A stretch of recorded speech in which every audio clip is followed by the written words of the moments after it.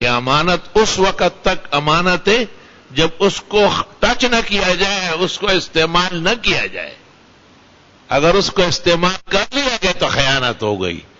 لا ایمان لمن لا امانت لہ، جو شخص امانت دار نہیں وہ بے ایمان ہے اول درجے کا. ولا دین لمن لا عہد لہ، اور جو عہد و پیمان کا خیال نہیں کرتا اس کا کوئی دین نہیں ہے.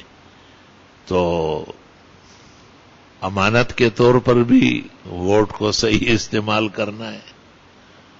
لا الہ الا اللہ وحدہ لا شریک لہ. یہ ایک سفارش بھی ہے جس کو عربی میں شفاعت کہتے ہیں.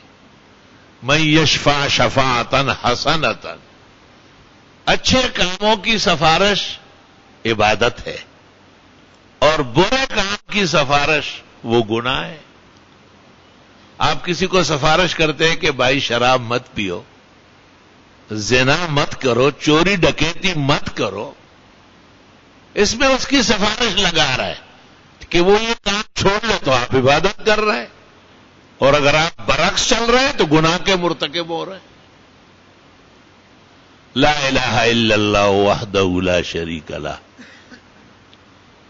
جناب رسول اللہ صلی اللہ علیہ وسلم کے بڑے مقامات میں سے ایک مقام شفاعت کا ہے. صاحب روزی جزا وانگا خطیب انبیاء، حضرت اقدس مولانا انور شاہ صاحب نظم میں کہتے ہیں کہ قیامت کے دن انبیاء شفاع ہوں گے،